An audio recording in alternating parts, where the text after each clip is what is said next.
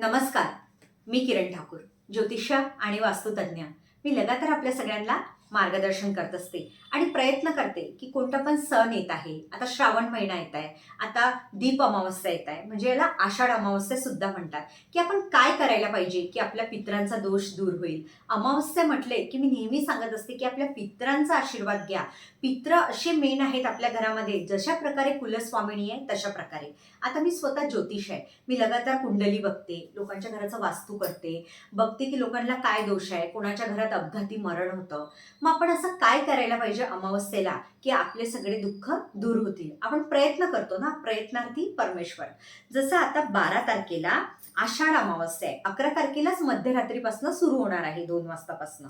पण आपल्याला दीप पूजन करायचं आहे. तर किती तारखेला करायचं आहे? 12 ऑगस्टला रात्री रात्री 11 पर्यंत अमावस्या राहणार आहे. 12 तारखेला आपल्या घरामध्ये जेवढे पण दिवे असतील त्या दिव्यांना स्वच्छ करा आणि संध्याकाळी 12 तारखेला जेव्हा लक्ष्मी यायचा टाइम होतो त्या टाइमला पूर्ण दिव्यांची पूजा करा. प्रसादामध्ये पेढे ठेवा आणि दीप प्रज्वलित करा. होत असेल तर तुपाचे करा.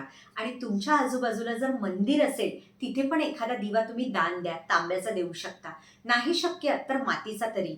मी तुम्हाला का सांगत आहे, आता दीप पूजनचं काय महत्व आहे. तुम्हाला जर जबरदस्त पितृदोष असेल, तुम्हाला स्वतःला भरपूर काही दोष आहे, तुमच्या कुंडलीतले ग्रह चांगले नाही, काल सर्प दोष आहे, तर याच आषाढ अमावस्येला तुम्ही जेव्हा दीप प्रज्वलन करता तुमच्या जीवनातला अंधार दूर होतो. म्हणून एक दिवा जेव्हा तुम्ही प्रज्वलित करता ना, तर तुम्ही त्याची जी एनर्जी आहे, ते जो उजेड आहे तो तुम्ही घेता, ती रोशनी तुमच्यामध्ये येते आणि पॉझिटिव्हिटी मिळते. म्हणून आपल्या हिंदू धर्मामध्ये बघा, दिवा लावण्याला महत्त्व आहे, डोकं टेकायला महत्त्व आहे, तिलक लावण्याला महत्त्व आहे. या आषाढ अमावस्येला आपल्याला दीप पूजन करायचं आहे. ज्या मंदिरामध्ये लगातार अंधार असतो तिथे तुम्ही एखादा लाईट सुद्धा या दिवशी दान देऊ शकता. दिवा द्या. तुम्हाला कळेल काही दिवसामध्ये की मी जे 1 रुपया जरी दानपेटीत टाकला तर ईश्वरानं मला 100 रुपये दिलेले आहे. खूप जणांचे प्रश्न असतात की जबरदस्त पितृदोष आहे, काय करावं. म्हणून मी सांगत असते की दर अमावस्येला पितरांची सेवा करा, गाय मातेची करा, त्याने दोष दूर होतो.